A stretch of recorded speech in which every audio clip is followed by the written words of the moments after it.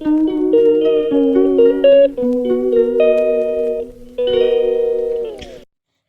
Guys, welcome back to my channel. আশা করি তোমরা সবাই ভালো আছো আর আমিও খুব ভালো আছি। তো ভিডিওর শুরুতে দেখতে পাচ্ছ ফুল ফল, তো এত ফুল ফল নিশ্চয়ই কিছু বুঝতে পারছো না। তো ভিডিওটা শেষ পর্যন্ত দেখতে থাকো, তাহলেই বুঝতে পারবে। তো দিনটা ছিল বৈশাখ মাসের প্রথম মঙ্গলবার। বৈশাখ মাস আর জ্যৈষ্ঠ মাসের মঙ্গলবার মানেই মঙ্গলচণ্ডী পুজো। তো হ্যাঁ, আমি আর মা দুজনেই মঙ্গলচণ্ডী পুজো করি। তো আমরা দুজনেই আজকে মঙ্গলচণ্ডী পুজো করছি, তাই ভাবলাম যে ছোট্ট করে একটা ভিডিও তোমাদের সাথেও শেয়ার করি। জানো তো, আজকে আবার অষ্টমী স্নানের মেলাও ছিল।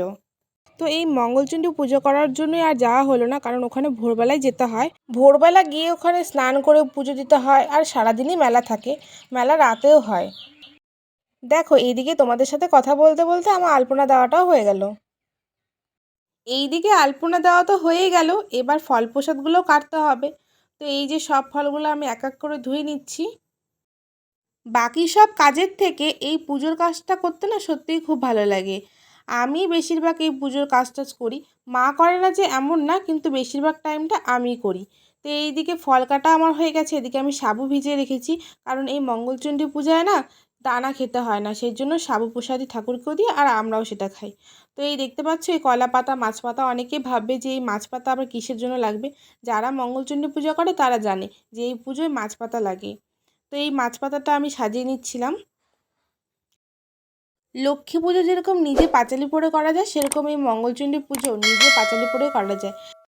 তোমরা কারা কারা এই মঙ্গলচণ্ডী বিষয়ে জানো আর মঙ্গলচণ্ডী পুজো করো, অবশ্যই কিন্তু কমেন্টে জানাবে। পূজার সমস্ত কাজ আমার মোটামুটি হয়ে গেছে। তো এইদিকে আমি ভোলা বাবার মাথায় জল ঢেলে নিলাম। তো চন্দনটা আমি আগেই ঘষে রেখেছি, সেটাও দিয়ে দিলাম।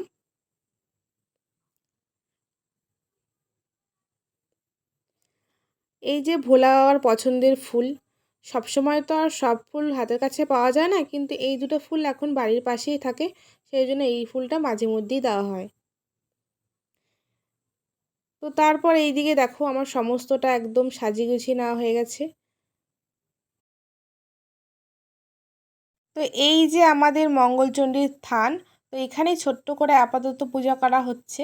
তো ইচ্ছা আছে বড় করে মূর্তি তুলে পূজা করব। তো তোমরা পাশে থাকো, অবশ্যই দেখতে পারবো ওই দিনটা। এতক্ষণ তো দেখতেই পেলে পুজোর সমস্ত কাজটা আমি করছিলাম আর মা একটু বাড়িতে কাজ করছিল। তারপর মা একদম স্নান করে ঠাকুর ঘরে চলে আসলো। এই দেখো, তো আমরা এখন দুজনে মিলে পুজো করব। তো চলো তোমরাও দেখতে থাকো। ঘট বসিয়ে পুজো করা তো হয়েই গেছে। তো তোমাদেরকে বলেছিলাম না যে লক্ষ্মী পুজোর মতো পাঁচালি পরেও পূজা করা যায় মঙ্গলচণ্ডী পূজা।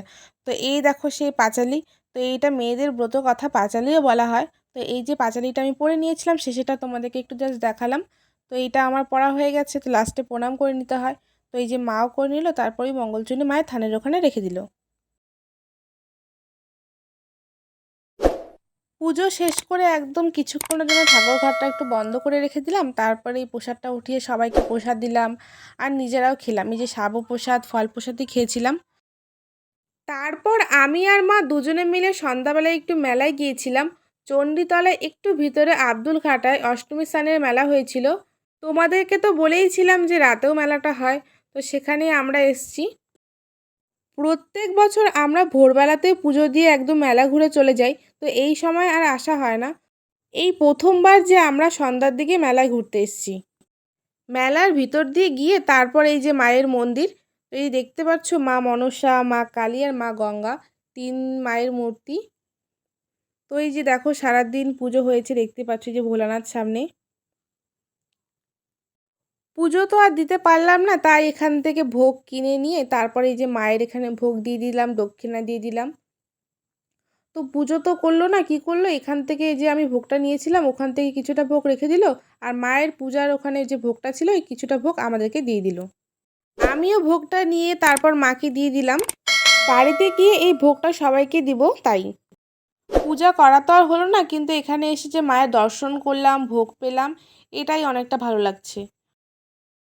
অষ্টমী স্নানের মেলা মানে যেখানে স্নান করে মাকে পুজো করতে হয়। তো এই সেই জায়গা যেখানে সবাই ভোরবেলা এসে মায়ের পুজো করে গেছে। যারা স্নান করতে পারেনি তাদের অনেককেই দেখলাম গায়ে জল ছিটিয়ে নিচ্ছে। তো মাও নিয়ে নিল আর আমাকে একটু দিয়ে দিল। এই যে জায়গাটা দেখতে পাচ্ছ না, এখানে লোক যাতায়াত করছে। তো এই জায়গাটা আগে ছিল না, নতুন করেছে। তো তারপর এখান থেকে গিয়ে আমরা একটু মেলাটা ঘুরে নিলাম। মেলাটা ঘুরতে ঘুরতে দেখি এই লটারির দোকানটা, তো আমার মার তো খুব ইচ্ছা হয়েছে যে এই লটারিটা খেলবে।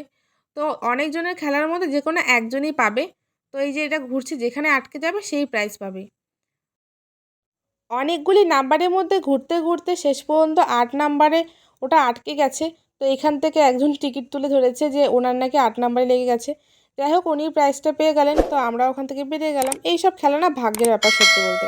গরমের মধ্যে আমরা কুলফি মালাই খেয়ে নিলাম, তারপর ওখান থেকে বেরিয়ে গেছি। এটা হচ্ছে আব্দুল খাটার ব্রিজ। তো ওখান থেকে আমরা এখন বাড়ি যাচ্ছি। বাড়িতে এসে সবাই মিলে রাতে এই লুচি তরকারি খেলাম।